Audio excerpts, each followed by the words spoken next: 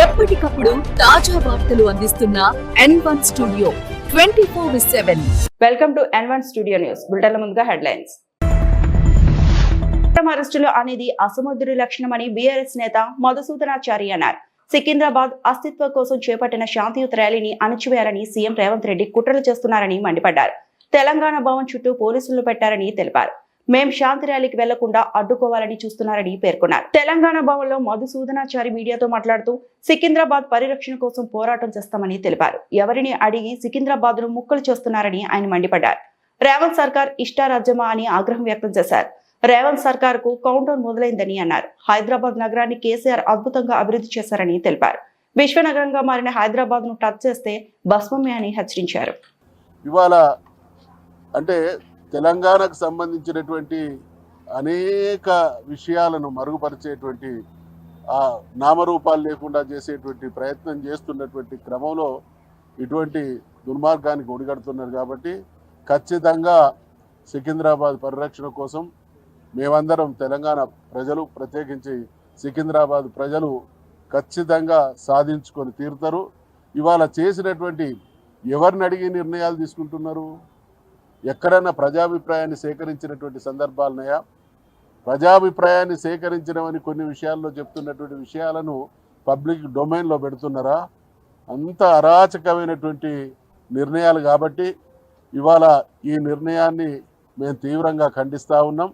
ఖచ్చితంగా ఇటువంటి నిర్ణయాలు రేవంత్ రెడ్డి ప్రభుత్వానికి కౌంట్ డౌన్కి ఇది నిదర్శనం. కేసీఆర్ గారు హైదరాబాద్ మహానగరాన్ని, జంట నగరాలను ఎంత అపురూపంగా అభివృద్ధి చేసిండు అనంటే ప్రపంచ చిత్రపటంలో తనదైనటువంటి సుస్థిర స్థానాన్ని సంపాదించుకున్నటువంటి మహానగరాలలో మన మహానగరం కూడా ఒకటి. కాబట్టి అటువంటి చారిత్రక నగరాలను, అటువంటి గొప్ప సంస్కృతి సాంప్రదాయాలకు ఆలవాలమైనటువంటి వాటి మీద వేలు పెట్టినా, ఎటువంటి నిర్ణయాలు తీసుకున్నా ప్రతిఘటన సీరియస్గా ఉంటుంది. ఇది ప్రజాస్వామ్యం. అధికారం చేతిలో ఉంది. వందలాది వేలాది మంది పోలీసులను మోహరింపజేస్తాం. మాట్లాడుతున్నటువంటి వాళ్ళను, మా విధానాలను వ్యతిరేకించేటువంటి వాళ్ళను అక్రమ అరెస్టులు చేస్తాం, ఇళ్లలోనే నిర్బంధం చేస్తామనేటువంటి ఈ అప్రజాస్వామిక ధోరణిని ఎవరు కూడా హర్షించరు. కాబట్టి ఇప్పటికీ హెచ్చరిక చేస్తూ ఉన్నాం, విజ్ఞప్తి చేస్తూ ఉన్నాం. పునరాలోచన చేయాలి. ప్రజాభిప్రాయానికి అనుగుణంగా ప్రభుత్వాలు వ్యవహరించాలి. భిన్నంగా వ్యవహరిస్తే మాత్రం జరగబోయేటువంటి పరిణామాలకు ప్రభుత్వమే బాధ్యత వహిస్తుంది అనేటువంటి హెచ్చరిక చేస్తూ తెలంగాణ జాతికి ఉన్నటువంటి వీరత్వం, ధీరత్వం ఒక్కసారి గుర్తు చేస్తూ ఉన్నాం. అనేక మంది తెలంగాణ ద్రోహులు తెలంగాణను అడ్డుకునేటువంటి ప్రయత్నం చేస్తే పోరాడి సాధించుకున్నటువంటి గడ్డల నిలయం ఈ ప్రాంతం. కాబట్టి మరొక్కసారి హెచ్చరిక చేస్తూ ఉన్నాం.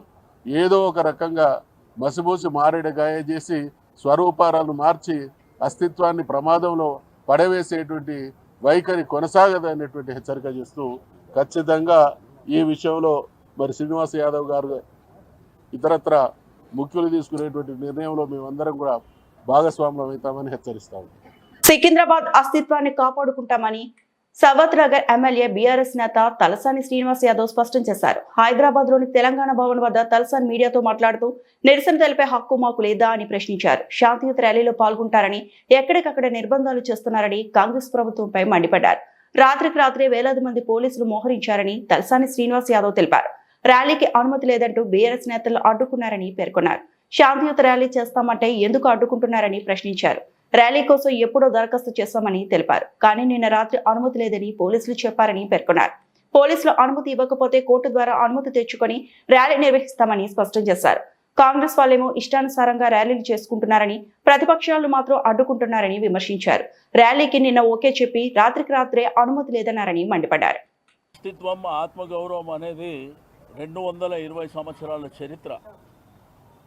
మా తల్లిదండ్రుల పేరే మారుస్తామనే విధంగా ప్రవర్తిస్తే ప్రజాస్వామ్యంలో నిరసన చెప్పేటువంటి హక్కు అందరికీ ఉంటుంది. మీరు రాత్రి 10:40 మీరు రిజెక్షన్ అని చెప్పి మేము అప్లై చేసింది 5 రోజుల కింద. ఒకవేళ మీరు నిన్ననో మొన్ననో రిజెక్షన్ చేస్తే మేము కోర్టు ద్వారా పర్మిషన్ తీసుకుంటుంటే ఈరోజు ముఖ్యమంత్రి గారు ఎక్కడన్నా పోతేనేమో అందరిని అరెస్ట్ చేస్తారు ప్రతిపక్ష పార్టీలని. వాళ్ళేమో ఇష్టానుసారం ర్యాలీలు చేసుకోవచ్చు. సెక్రటరేట్ రిస్ట్రిక్టెడ్ ఏరియా, సెక్రటరేట్ ముంగట కూడా ముఖ్యమంత్రి గారు పాదయాత్రలు చేసుకోవచ్చు. కానీ ప్రజాస్వామ్యం లోపల మాకు హక్కు లేనట్టు మా అస్తిత్వం, మా సికింద్రాబాద్ ప్రజలు 220 సంవత్సరాల చరిత్ర ఉన్నటువంటి మా ప్రాంతాన్ని,